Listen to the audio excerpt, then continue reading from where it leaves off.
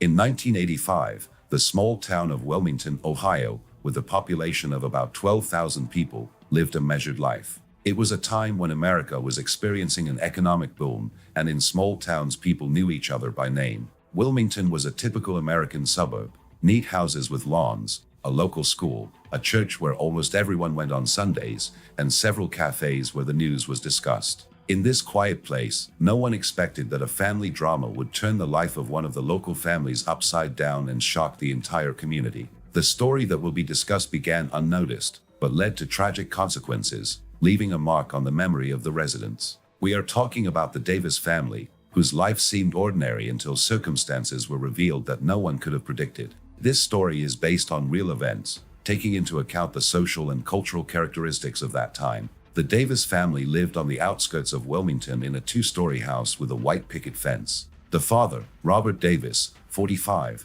worked as a mechanic at a local auto repair shop. His wife, Elizabeth, 42, was an accountant at a small firm. They had two children, Laura, 22, and Michael, 20. Laura, a tall girl with long brown hair, had recently graduated from college and had returned home while she looked for work. Michael, a dark-haired, athletic guy, was studying at a local technical college and worked part-time at the same shop as his father. Neighbors described the Davises as a close-knit family. They regularly held barbecues in the backyard, attended church, and participated in community events. Laura and Michael had been close since childhood. They spent a lot of time together, playing basketball in the backyard, riding bikes around the neighborhood, watching movies at the local theater. Their parents encouraged this friendship, believing it strengthened the family. In 1985, when Laura returned home from college, their bond became even closer. They would often sneak away to talk, spending hours talking about their lives, dreams, and plans.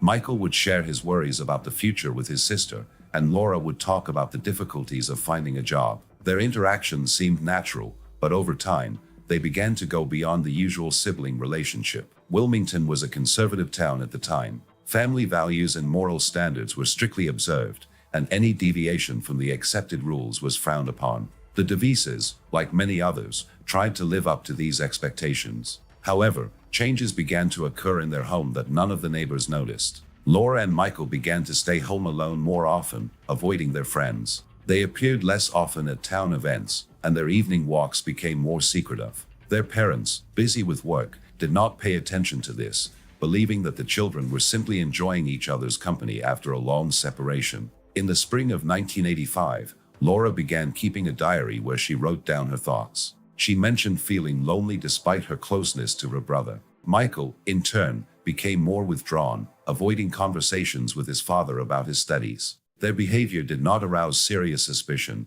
but some acquaintances noticed that Laura and Michael held hands longer than was customary, or exchanged glances that seemed unusual. No one, however, dared to ask questions. The social context of the 1980s in America played a major role. Television and radio actively discussed family values, and religious communities such as the Wilmington Baptist Church emphasized the importance of moral principles. At the same time, young people began to experiment with new ideas, which sometimes led to conflicts with older generations. For Laura and Michael, who grew up in such an environment, any deviation from the norm could cause internal conflict. Their closeness, which began as an innocent friendship, gradually developed into something more, which they themselves did not fully realize. By the summer of 1985, Laura and Michael began spending even more time together, even avoiding family dinners. Elizabeth once noticed them locked in Laura's room for an entire evening, but she didn't pay any attention to it, thinking they were watching a movie. Robert,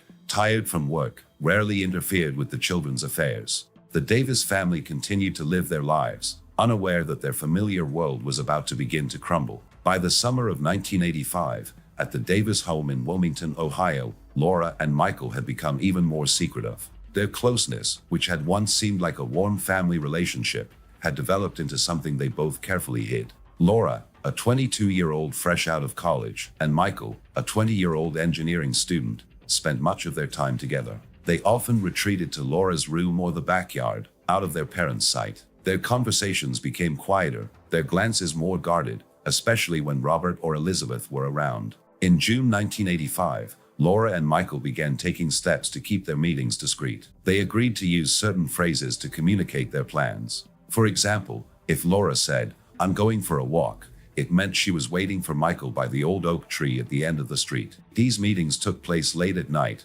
after their parents were asleep. They would walk along quiet Wilmington streets, avoiding lighted areas, or sit in Michael's car, parked in a vacant lot outside of town. These moments allowed them to feel more at ease, but they always returned home separately to avoid arousing suspicion. The social environment in Wilmington in the 1980s was strict. The local Baptist church that the Davis family attended regularly held sermons on family values and moral standards. Any relationship outside the traditional was frowned upon. Laura and Michael, who had grown up in this environment, understood that their feelings were unacceptable. Laura's journal, which she kept at the time, contains entries about feelings of guilt. She wrote that she could not explain why she was so attached to Michael, but did not want to lose that connection. Michael, in turn, began to socialize less with his friends, citing his busy schedule at college and work. Their behavior began to attract attention. One day, a neighbor, Mrs. Clark, noticed Laura and Michael coming home late at night holding hands. She mentioned it to Elizabeth, who brushed it off, saying that the children were simply close. However, Elizabeth began to notice little things. Laura stopped discussing her plans with her, and Michael avoided questions about the girls. The parents, however, were too busy with their own affairs. Robert often stayed late at the workshop, and Elizabeth prepared reports for the firm. In July 1985, Laura and Michael became even more careful. They stopped leaving traces of their meetings. Laura put her diary in a hiding place under the floorboards of her room, and Michael began erasing the notes in his notebook where he had noted their meeting places. They also agreed not to write each other notes or call each other on the home phone. Instead, they used code words that only they understood. For example, the phrase, "I forgot my book," meant to meet at an agreed-upon place. Despite all the precautions, their relationship began to affect their behavior. Laura became irritable, especially when her friends asked why she didn't go on dates. Michael, usually outgoing,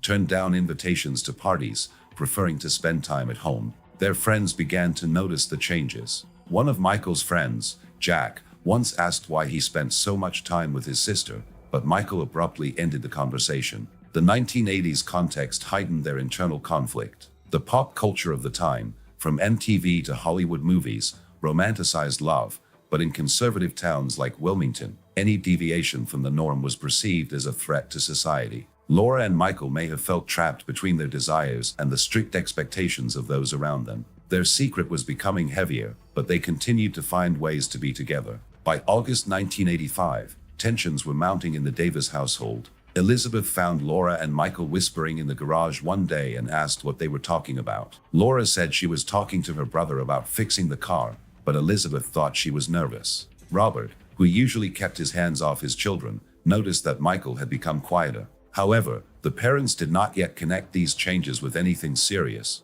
believing that the children were going through adolescence. Laura and Michael, despite the risks, continued to meet. They found new places to hide, an abandoned barn on the edge of town, a deserted lot by the river, the back seat of a car. These meetings became a way for them to cope with their feelings of isolation, but each time they returned home with the knowledge that their secret might be exposed. By the fall of 1985, the atmosphere in the Davis home in Wilmington, Ohio, was growing increasingly tense. Laura and Michael continued to hide their close relationship, but their behavior was beginning to raise more and more questions from those around them. Parents, neighbors, and friends were noticing oddities that could no longer be ignored. The family, once a model of comfort and stability, was now under scrutiny for small details that were gradually shaping up to be disturbing. Elizabeth, Laura and Michael's mother, was the first to notice the changes. In September 1985, she noticed that Laura and Michael were spending an inordinate amount of time together, often locking themselves in Laura's room or leaving the house without explanation.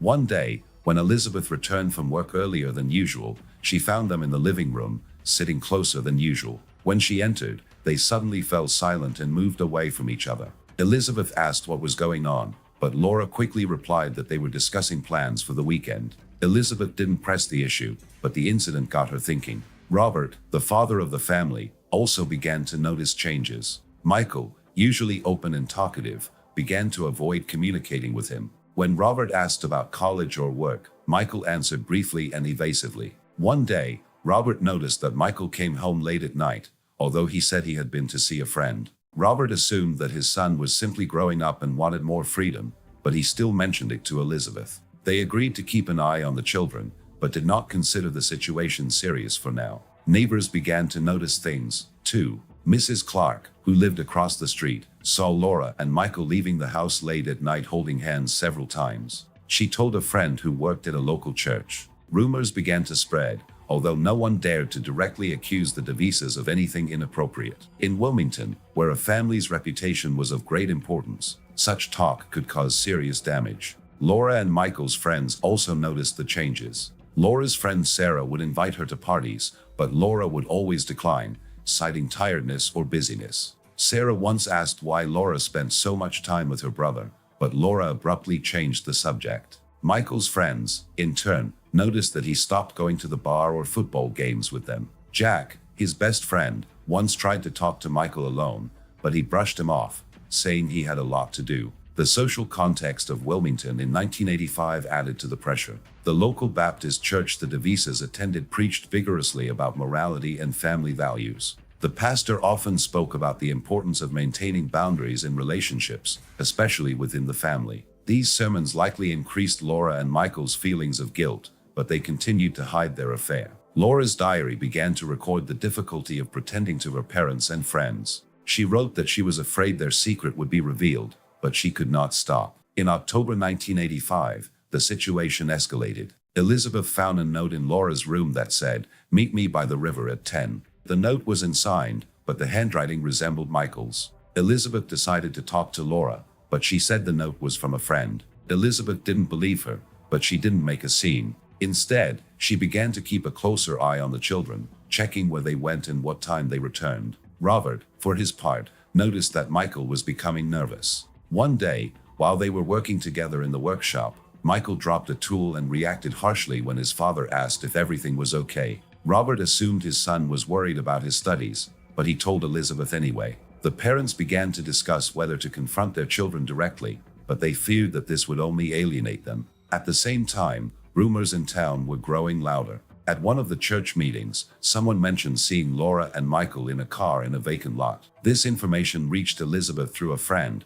who advised her to be more careful. Elizabeth decided to check Laura's room while she was at work. She found a hiding place under the floorboards, where Laura's diary was lying. Elizabeth did not read it, but the fact that her daughter was hiding something increased her anxiety. Laura and Michael, feeling the pressure mounting, became even more cautious. They stopped meeting by the river and began using an abandoned warehouse on the outskirts of town. They also agreed to see each other at home less often, so as not to attract attention. However, their attempts to hide their relationship only made matters worse, as they became increasingly withdrawn and distant. By November 1985, tensions were running high in the Davis home in Wilmington, Ohio. Laura and Michael's carefully guarded secret was beginning to crumble under the weight of their parents' suspicions and the gossip of the town. Their close relationship, which began as a secret between two young people, had set in motion a chain of events that would change their lives and the lives of their family forever. In early November, Elizabeth, unable to bear the uncertainty, decided to read Laura's diary, which she found in a hiding place under the floorboards. She waited until Laura and Michael left the house and opened the entries. The diary contained detailed descriptions of Laura's meetings with Michael, their conversations, and the feelings they experienced. Elizabeth was shocked. She could not believe that her children, brought up in strict moral traditions, could cross such boundaries. Elizabeth decided to tell Robert everything, but first she wanted to talk to Laura alone. That evening, Elizabeth called Laura into the living room while Michael was at work and asked her point blank about her relationship with her brother. Laura initially denied everything, but under the pressure of her mother's questions, she broke down and admitted that their relationship had gone beyond the ordinary. She begged Elizabeth not to tell Robert, claiming that she and Michael had tried to stop but had failed. Elizabeth, shocked and confused, did not know how to react. She told Laura not to see Michael in secret anymore and promised to think about what to do next. When Robert returned home, Elizabeth told him about her conversation with Laura, omitting the details from the diary. Robert was furious. He believed that their family had always followed the right principles, and he could not accept that his children had found themselves in such a situation. He immediately called Michael into the garage for a talk. Michael, feeling that the secret was out, tried to justify himself, but Robert would not listen. The conversation escalated into shouting, and Robert forbade Michael to go near Laura, threatening to throw him out of the house if it happened again. Laura and Michael, under pressure from their parents, began to avoid each other at home. Elizabeth watched their every move, and Robert became stricter with Michael, forcing him to spend more time in the workshop. However, the ban only increased their desire to be together. They began to find new ways to meet, using an abandoned warehouse on the outskirts of town. These meetings became less and less frequent, but only more intense. The social context of Wilmington in 1985 made matters worse. Word of Laura and Michael's erratic behavior reached the local church, and the pastor mentioned in one sermon that families needed to be vigilant to protect their moral fiber. This added to the pressure on the DeVises, who felt judged by their neighbors. Elizabeth, who had previously been an active member of the church community, began to attend meetings less frequently to avoid the looks. In mid-November, the situation got out of hand. Laura, unable to withstand the pressure, wrote Michael a note, offering to leave Wilmington together. She hid the note in his car, but Robert accidentally found it when he checked the car. He made a scandal, accusing Laura and Michael of destroying the family. That same evening, a major quarrel occurred at the Davis house. Robert shouted at Michael, demanding that he leave the house immediately. Laura tried to defend her brother, but Elizabeth told her to shut up. In the midst of the quarrel, Michael, unable to bear it, ran out of the house, slamming the door. Laura, left alone, felt trapped. She was afraid she would lose Michael forever and blamed her parents for their reaction. That night, she left the house and headed to the warehouse where she and Michael sometimes met. Michael, who had also come there to calm down, was depressed. Their conversation quickly turned into an argument. Laura insisted on running away, and Michael believed that this would only make the situation worse. At some point, their emotions reached a peak, and events took an irreversible turn. By the next morning, the Davis home was quiet. Elizabeth and Robert, not knowing where their children were, began to worry. They called friends and acquaintances, but no one had seen Laura and Michael. Soon, the police received a report of an incident at an abandoned warehouse that shook all of Wilmington. On the morning of November 15, 1985, police in Wilmington, Ohio, were called to an abandoned warehouse on the outskirts of town. A local farmer passing by noticed signs of a struggle and alerted authorities. When officers arrived, they found a tragic scene that shocked the small town. Laura Davis was found lifeless, and her brother Michael was in shock nearby. The incident was the culmination of a chain of events that began with their secret affair and led to irreversible consequences. This chapter describes how the Davis family story was resolved and the marks it left on their lives and community.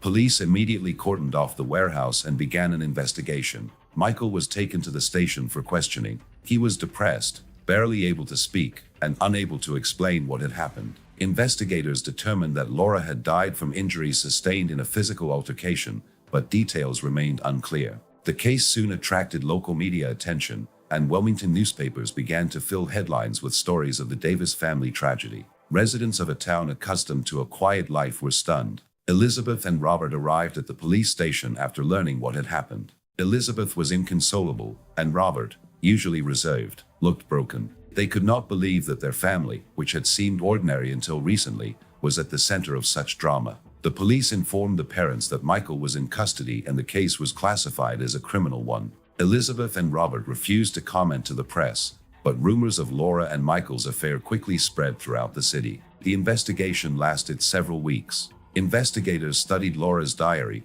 which Elizabeth gave to the authorities, and also questioned friends and neighbors. It turned out that on the night of the tragedy, Laura and Michael met in a warehouse after an argument with their parents. Their conversation escalated into an argument, during which the situation got out of hand. Michael admitted that they had quarreled over her suggestion to leave town, but claimed that he did not mean to hurt her. The investigation determined that Laura's death was the result of an accident during their conflict, but Michael still faced charges. In January 1986, Michael was charged with manslaughter resulting in death. The trial was a major event in Wilmington. Local residents attended the hearing, and reporters from neighboring cities covered the case. Michael's attorney insisted that the incident was a tragic accident caused by emotional stress. The prosecutor, however, emphasized that Michael understood the consequences of his actions. In March 1986, the jury found Michael guilty and sentenced him to 5 years in prison with the possibility of parole. For the Davis family,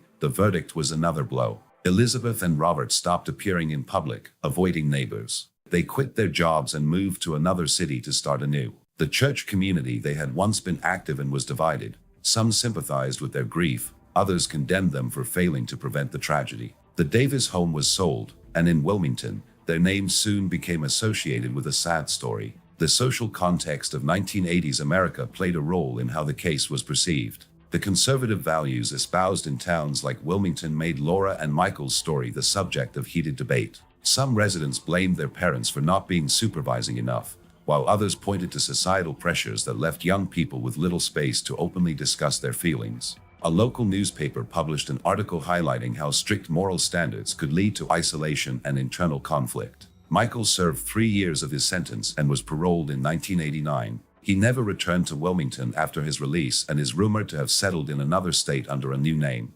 Elizabeth and Robert never communicated with him again, and their fate remained unknown to the townspeople. Wilmington gradually returned to its normal life, but the Davis story was long discussed at church gatherings and in local coffee shops. The tragedy left its mark on Wilmington history, reminding us how personal decisions can have irreversible consequences. It also highlighted the complexity of human relationships amid the strict social expectations that characterized small-town America in the 1980s.